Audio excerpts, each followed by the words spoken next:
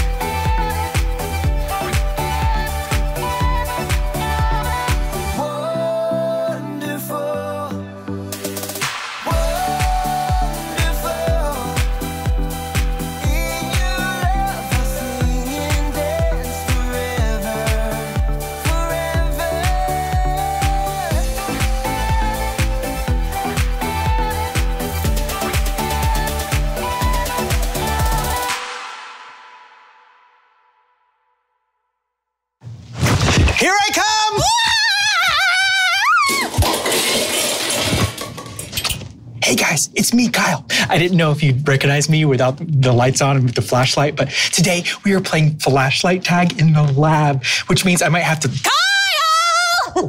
Be right back. Where are you? Hi, guys. Have any of you seen Kyle? I'm trying to catch him. You're never gonna catch me! I heard you! I heard you! Oh, wrong way. Oh. Kyle! Kyle! Thanks for that. Man, it is crazy back there. Everything is so dark. You can't see anything. It's like a maze in the lab. You're tripping over things. You're running into things.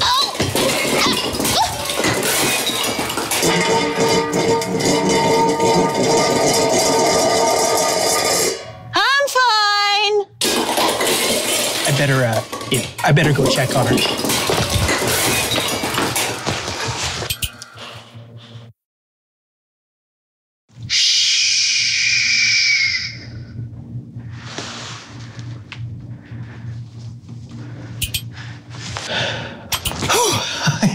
Okay, sorry about that. Okay, where was I? I was talking about lights, flashlight tag. What else? Gotcha! Ow! Kyle! Are you okay? Yeah, I'm fine. Wilson just got me. I'm the king. Okay, King. Hey, do you mind putting the spotlight on me real quick? Okay, yeah. Perfect. Light illuminates everything that we see, and even some things that we can't. So today on A Closer Look, we're talking about just that. Stay tuned. Samantha? Samantha?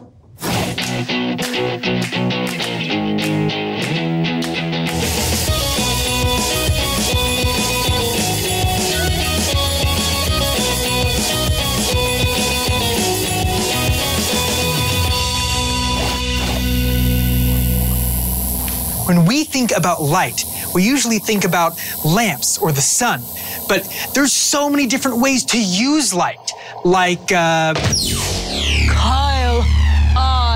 Hey, no spoilers, please.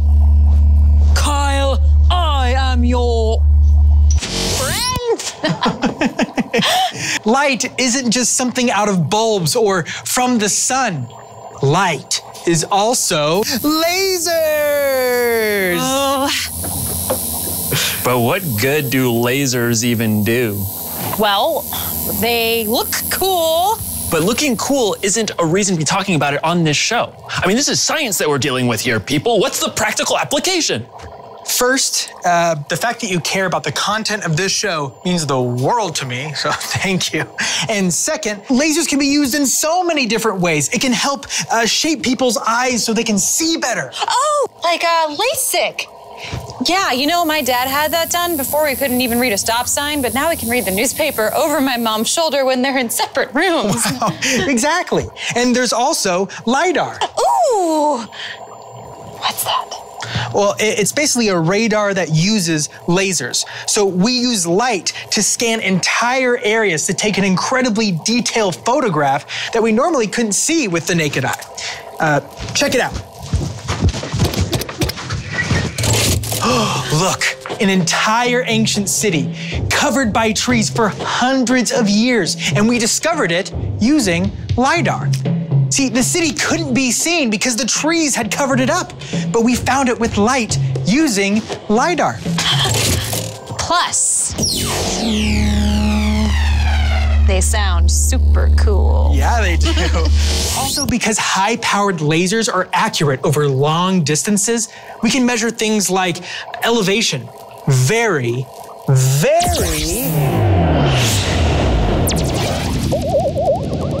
Houston, we have a problem. Very accurately. But that's some of the small picture stuff about light. But what about the big picture stuff? Like about supporting life on our planet? Well, we're gonna talk about all of that right after this. I will, yeah.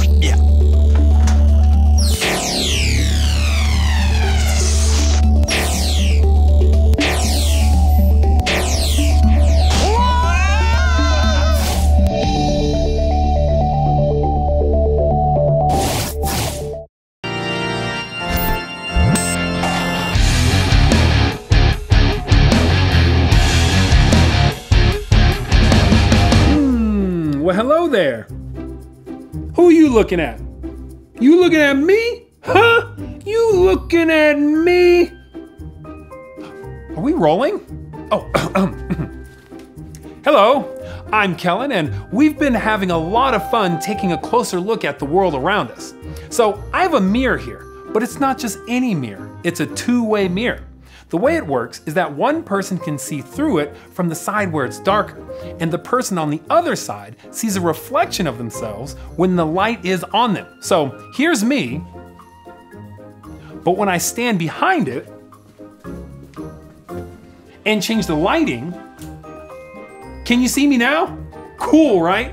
I'm seeing a reflection of myself, but if we change the lights again, I see you. Cool, right? All right, well, we'll come back to that later.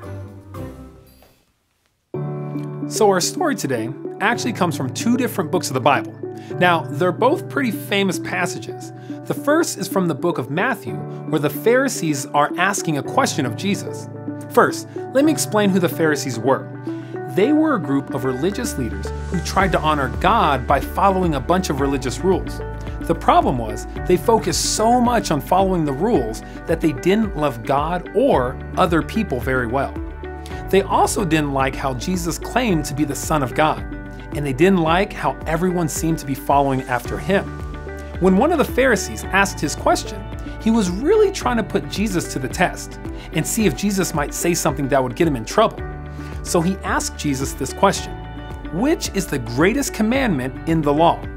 Now, the law he was referring to was the law in the Old Testament that had lots of rules. Lots of rules for all kinds of things, like what kind of work you could do on certain days of the week, or making sure you covered your water wells, or to not eat owls. Seriously, it's in there. Check it out. So Jesus answers them and says, "Love the Lord your God with all your heart and with all your soul. Love him with all your mind. This is the first and most important commandment, and the second is like it. Love your neighbor as you love yourself.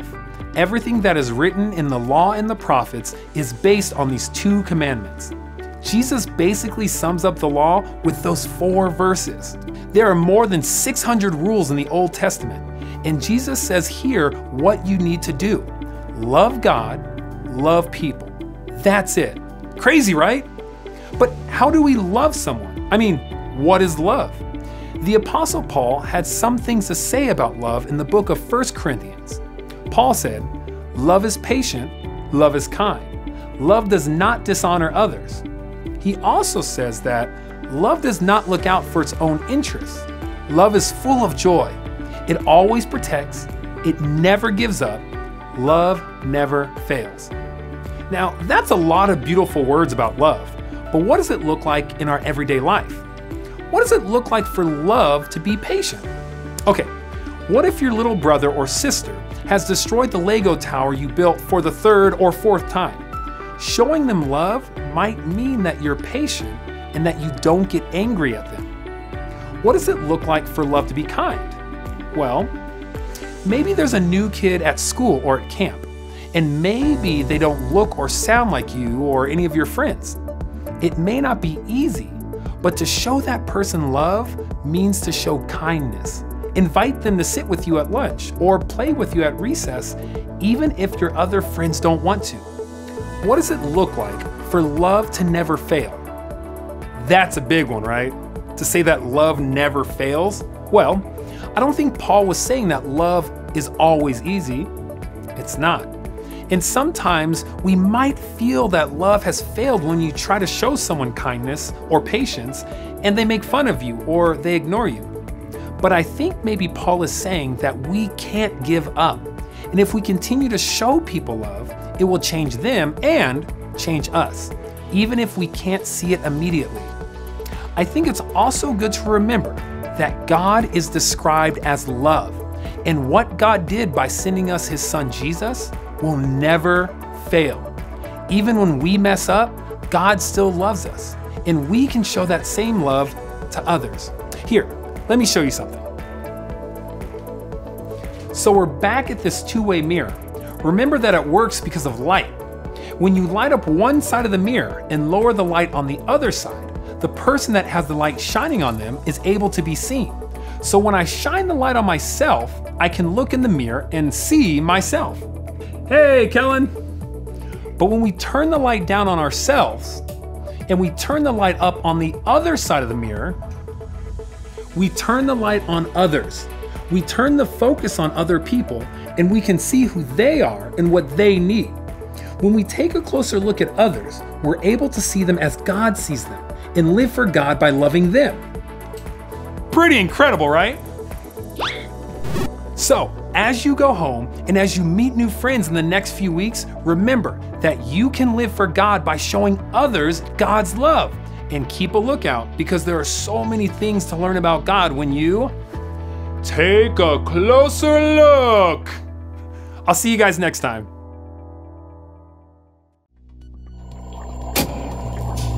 Do you ever wonder how we got this amazing world around us? It's all because of 4 little words. Let there be. Oh, I know this one. Oh, light! Light is the main source for life on our planet. Light is the sole source for food creation on our planet. For instance, we need light to grow our fruits and our vegetables. But have you ever wondered why? It's all because of a little process known as photosynthesis. Here's how it works. The sun shines on us, and the plants use that energy to turn carbon dioxide, which we cannot breathe, into oxygen.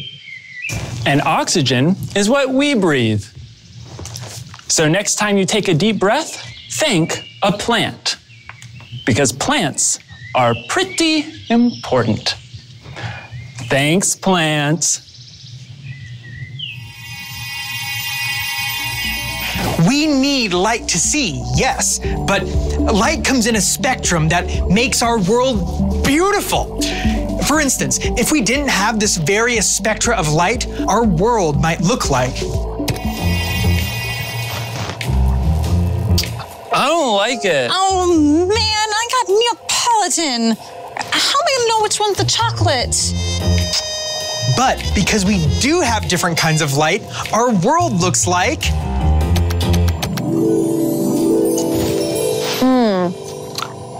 I figured it out.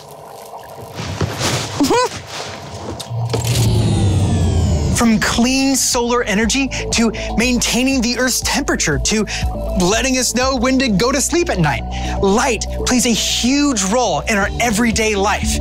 Everything we do here at A Closer Look requires light. After all, we need light to take a closer look. Oh. Hey, buddy. Did you leave any ice cream for me? We left you a little strawberry. A plant that gets the right amount of sunlight will thrive and grow. I am so full of sun energy, I could not be more psyched.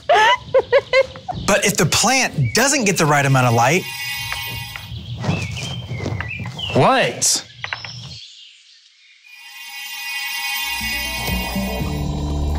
people can be the same way. Sometimes when a light isn't shining on someone, we can't see the details of them in their life.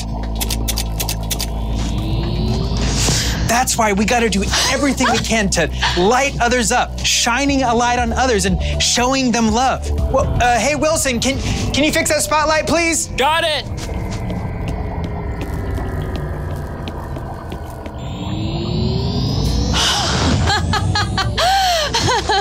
This feels wonderful. When I shine a light on Samantha, I can see how enthusiastic she is. And I can also see that she likes it when others are just as enthusiastic as her. I know that she gets excited about even my craziest idea. Way to bring the fun, Samantha! Oh, hey, thanks, Kyle. And when I shine a light on Wilson, I can see how smart he is and how he makes all of us smarter. It's true. And I won't let his grumpiness get in the way of telling me so. Aw. Oh, hey, What are you doing to shine a light on your friends? How are you seeing them better?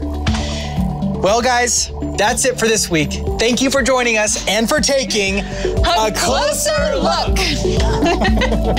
Oh, I wanna. Yeah. High five again. Ready? High five! You're doing it! Charlie! I did not secure that, guys. I am so sorry.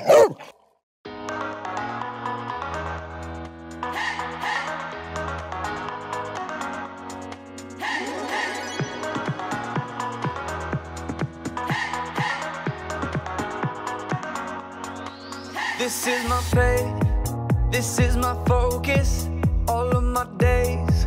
I know where my hope is, I live it loud, I shout the chorus, because I know, oh, you're always for us. And even when it's hard for me to see, I will trust in you, I will believe. And even when it's hard for me to see, I will trust in you, I will believe. And keep on looking to you for where I'm going, knowing you go there too. I'll keep on looking to you. I fix my eyes on you. You are my only focus. You are my only focus.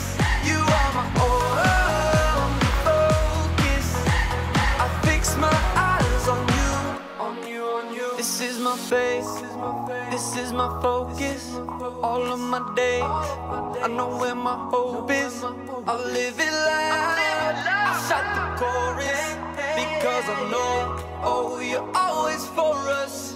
And even when it's hard for me to see, I will trust in you, I will believe. And even when it's hard for me to see, I will trust in you, I will believe.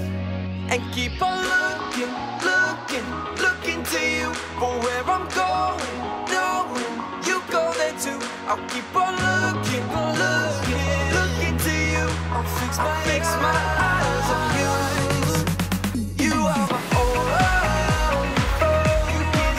You are my only focus. You are my only focus. I fix my eyes on you, oh yeah. Woo! You ready? Come on, let's go. Hands in the air, I know you're there, anywhere, I fix my eyes on you, Hands in the air, I know you're there, anywhere, I fix my eyes on you, and keep on looking to you for where I'm going, knowing you go there too. I'll keep on looking to you. I'll fix my eyes on you. You are my only, you are my only focus. You are my only focus.